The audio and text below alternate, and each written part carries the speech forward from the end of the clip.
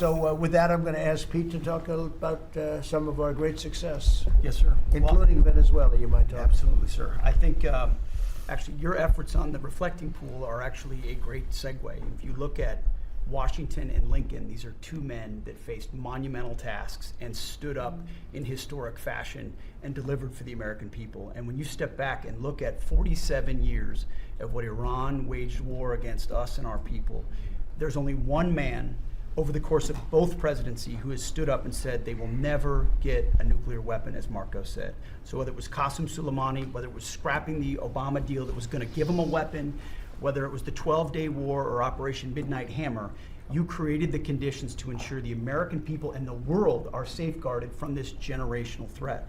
And so when you authorized Operation Epic Fury, just like you talked about with the reflecting pool, we didn't do the same old thing the way we'd done it in the past after Iraq and Afghanistan, the way we waged wars. Instead, you said we're going to do this smart, we're going to do it overwhelming, we're going to use maximum lethality, and we're going to bring them to their knees. And so whether it's their Navy that's at the bottom of the Persian Gulf, their Air Force, their air defenses, or their defense industrial base, they may have missiles, but they can't build more right now, and they can't build more drones right now, and they can't build more ships.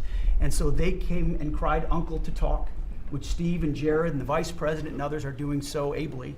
And during that time, we put in a world-class blockade.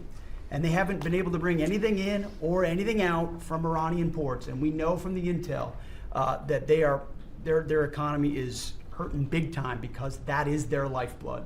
And again, bringing them to the table. So whether it is through the efforts of your negotiators that they ensure that they never have a nuclear weapon, or we have to go back to the War Department to finish the job that way, we're prepared to do that. And I think even our reach on the dark fleet of Iranian tankers, no Iranian tanker around the globe is safe. And we've seen seizures all around the globe, again, choking off their economic lifeblood. But all of this is possible, Mr. President, thanks to the investments that you've made in this department, firing on all cylinders.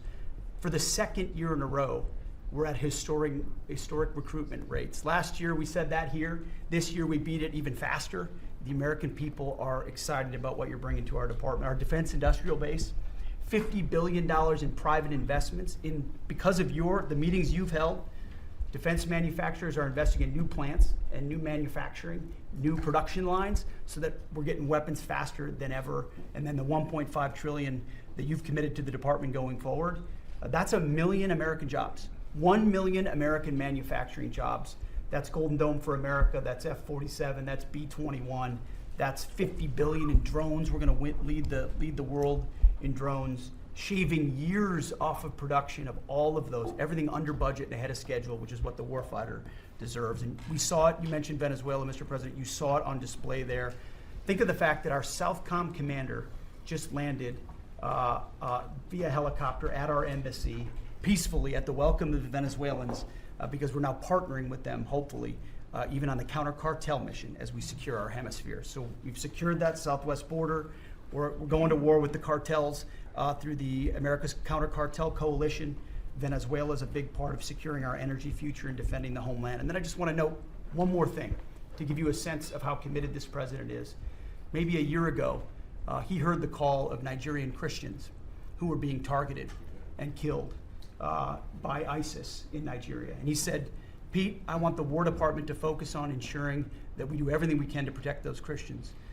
Partnerships like that can take time behind the scenes, but he never wavered on it.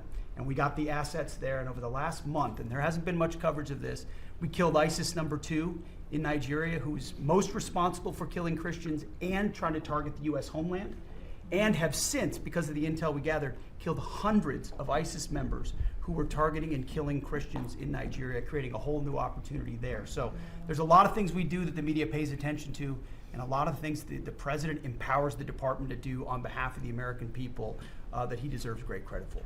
Thank you. Saudara, kecepatan informasi dan akurasi data adalah komitmen kami.